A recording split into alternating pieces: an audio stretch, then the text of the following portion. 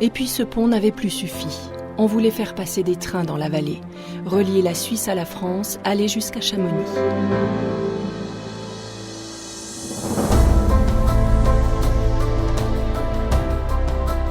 Il en avait fallu de la volonté pour dérouler des rails dans ce paysage.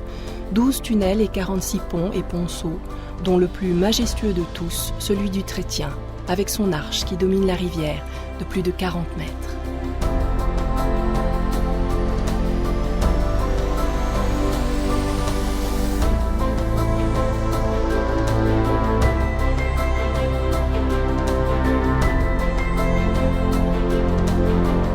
Dans la vallée du Trien, au détour d'un chemin pédestre, il y a un lieu qui à lui seul résume 2 siècles de développement des voies de communication.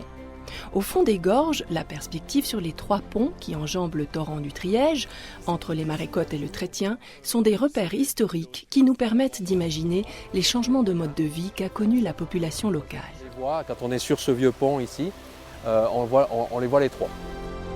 On sait qu'il est là depuis très longtemps. Donc les premiers textes, le premier texte, on a une mention comme quoi il y a un pont qui existe en 1757, qui est signalé dans le livre de Louis Coco en 1899, où la bande à Mandrin, des contrebandiers français ont été mis en fuite et ils sont partis après vers les bois de Gueureau.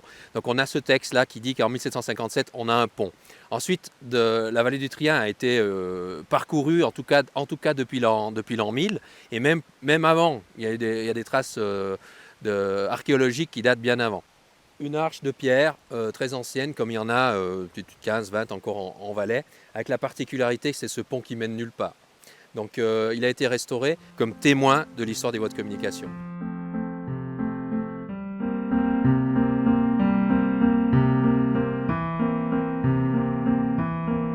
Ces témoins marquent l'évolution des moyens de transport et l'arrivée des touristes dans la vallée.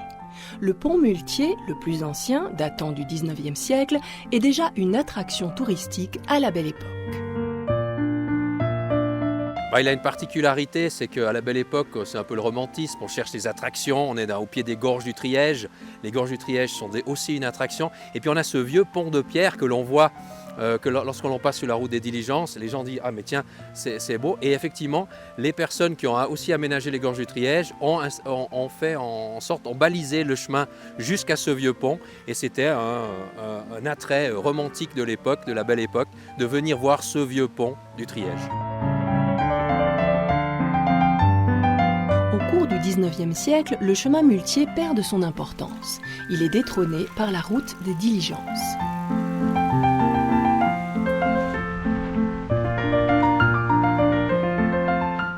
Avec le développement du tourisme d'été, les voyageurs qui se rendent à Chamonix passent dans la région. Le trafic augmente et les voies de communication doivent être adaptées. En 1855, ouvriers et ingénieurs s'attellent à la construction de cette nouvelle route pour la vallée du Trien. Notre 2e pont est jeté entre les Marécottes et le Trétien.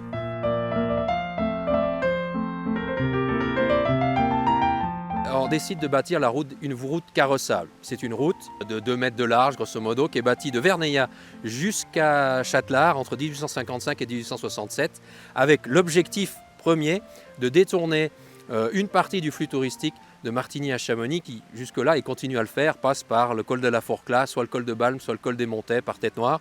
Et là, parallèlement, Martigny, Trien font aussi une route, et le canton font aussi une route des diligences. Elle sera ouverte une partie en 1836, mais finalisée en 1875. La route des diligences, c'est un des seuls ponts de pierre qui est encore utilisé pour la route automobile, donc il est assuré, l'entretien est assuré par le canton, c'est une route cantonale.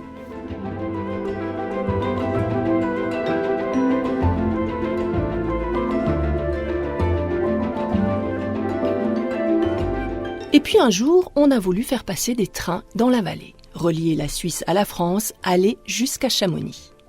Dès 1906, les voyageurs qui séjournent dans la vallée le font en train. 12 tunnels et 46 ponts plus tard, on y est. Le plus majestueux de tous, c'est lui, le pont du Trétien, avec son arche de plus de 40 mètres. C'est la troisième génération de ponts de ces ouvrages sur le Triège. Et puis il a été bâti entre 1904 et 1906 pour la ligne de chemin de fer entre Martigny et Chamonix, qui est ouverte en 1906 entre Martigny et Châtelard, et ensuite en 1908, qui rejoint par le col des Montets, par le tunnel des Montets, qui rejoint Argentières et Chamonix. Et lorsqu'on parcourt la vallée, on a encore maintenant la possibilité de découvrir l'histoire des voies de communication tout au long de la vallée. Que ce soit les ponts du Triège, le pont Muletier, le pont de la route des Diligences, ou toute la route des Diligences, le chemin de fer, ou alors les ouvrages comme le pont de Gueuro. Il y a bien d'autres éléments aussi du patrimoine de la Belle Époque, que ce soit les hôtels historiques et ces éléments qui témoignent de la richesse du patrimoine de la région. Au moment de dessiner la vue d'ensemble, il ose un pas de côté, laisse sa créativité s'exprimer, inspiré par la nature sauvage dans laquelle s'inscrit l'ouvrage. C'est relativement exceptionnel de trouver un plan aussi artistique. Je n'ai pas souvenir d'en avoir vu.